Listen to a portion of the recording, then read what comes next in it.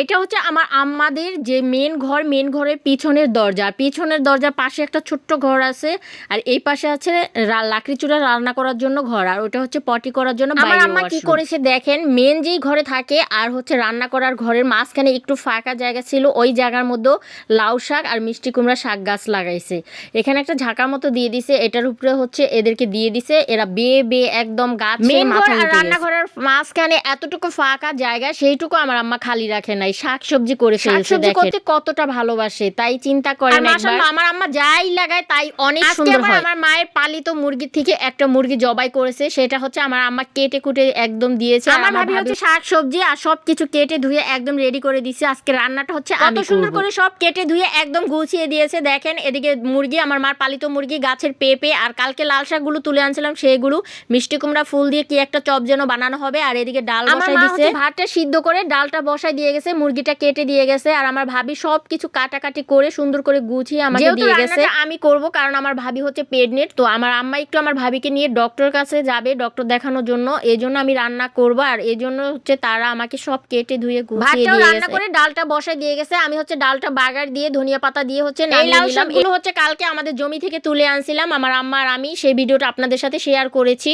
তো আজকে হচ্ছে শাকটা রান্না করতেছি, কালকে আর রান্না করে নাই। এখানে পেঁয়াজ, কাঁচামরিচ আর হচ্ছে লবণ দিয়ে শাকটা সুন্দর করে ভাপে দিয়ে নিচ্ছি। এরপর হচ্ছে বয়সটা যেহেতু খাওয়া দাওয়ার পরে দিয়েছি, এত মজা হয়েছিল শাকটা, আর ভাতটা মাখানোর পরে একদম লাল টকটকে হয়ে গিয়েছিল। নিজেদের লাগানো টাটকা শাক সবজি খাওয়ার মজাটাই আলাদা, যারা লাগায় তারাই একমাত্র জানবে, তাছাড়া কেউ বুঝতেই পারবে না। একদম শুকিয়ে আসলে শাকের বাগারটা দিয়ে দিলাম, রসুন আর শুকনো মরিচ দিয়ে তেল দিয়ে সুন্দর করে বাগার দিয়ে একদম ভাজা ভাজা করে নিছি। দেখেন জাস্ট কালারটা, পেঁয়াজ, রসুন, জিরা, দারচিনি, এলাচ, তেজপাতা দিয়ে একটা তেল দিয়ে ভেজে একটা ফোড়ন ভেজে নিলাম। এটা হচ্ছে শিলপাটা বেটে তরকারিতে দেওয়া হবে।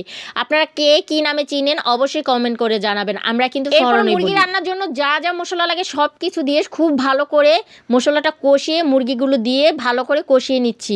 কষিয়ে একটু পানি দিয়ে আবার ভালো করে কষিয়ে নিব, যেহেতু দেশি মুরগি, পালিত মুরগি, সিদ্ধ হতে একটু সময় লাগবে। দিয়ে বসাই দিলাম কষানোর জন্য, খুব ভালো করে যখন কষানো হয়ে যাবে ঢাকনাটা খুলে নেড়ে চেড়ে দিয়ে দিব পেঁপেগুলো কিন্তু আগেই কেটে ধুয়ে পরিষ্কার করে রেখেছিলাম।